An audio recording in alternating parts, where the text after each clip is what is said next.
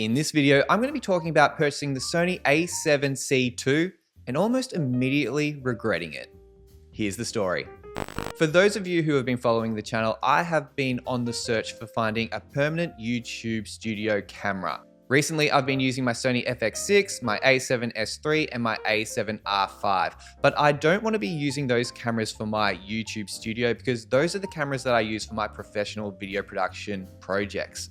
It can become annoying always setting up a camera and then packing it up every time I have a shoot or whenever I want to record one of these videos. So the solution for me was to get a permanent camera for this YouTube studio, and I landed on the Sony a7C II. I found a great deal online, and I also found the Sony 24mm f2.8 as well and purchased that together, and it is currently on its way to my studio.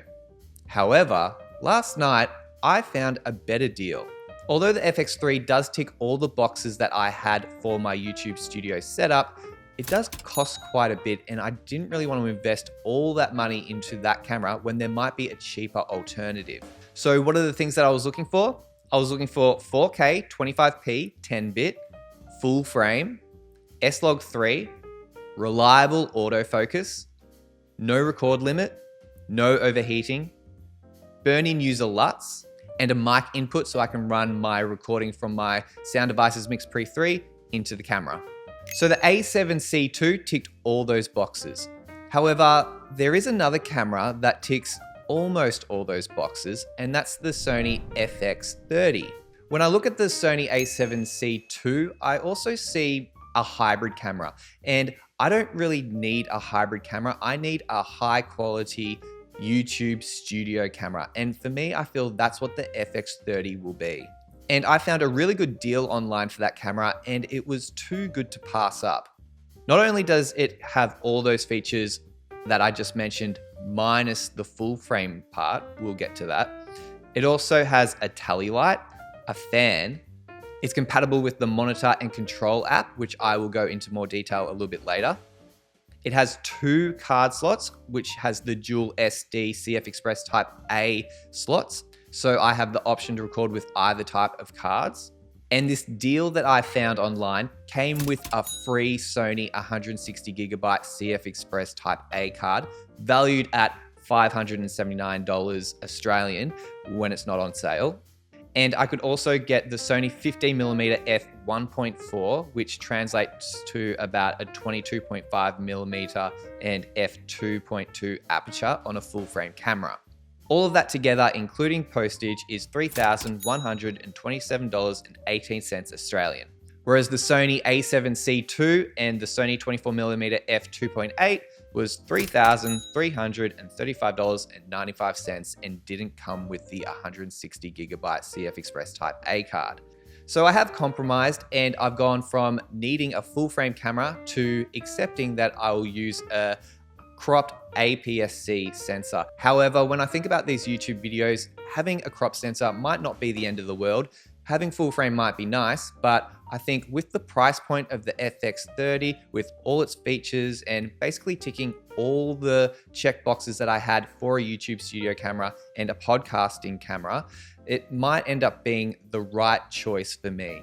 But who knows, maybe I've made another terrible purchasing option. Let me know in the comments what you think. Going forward, I'm wanting to have 3 of these cameras in this studio space. One will be on this stand that I'm recording with right now, and the other 2 will be set up behind me for when I'm recording the Your Story Studios podcast. So in this space, I'm wanting to have permanent cameras that are ready to be set up and used to create content on an ongoing basis, and really remove that barrier of having to set something up each and every time I want to record something. I know that one of the biggest hurdles for me personally creating content is having to set stuff up and then pack it down, because that's one thing that I'm focusing on and thinking about. And then once I've done that, I then have to think about the content that I'm going to talk about. And I find that when I'm setting stuff up and packing it up, I'm not doing a thorough job with the content, and in the end, the videos that I'm creating aren't as good as they could have been if I had that hurdle removed in the first place. So that's why I've been going on this journey, trying to find the right camera that suits me and my needs for this YouTube studio space, and hopefully the Sony FX30 is the one for me. I am currently looking at returning the A7C II and the Sony lens as well. I have reached out to the supplier to find out if they can do a full refund. However, I did go on their website and it looks like they might only offer an exchange in store.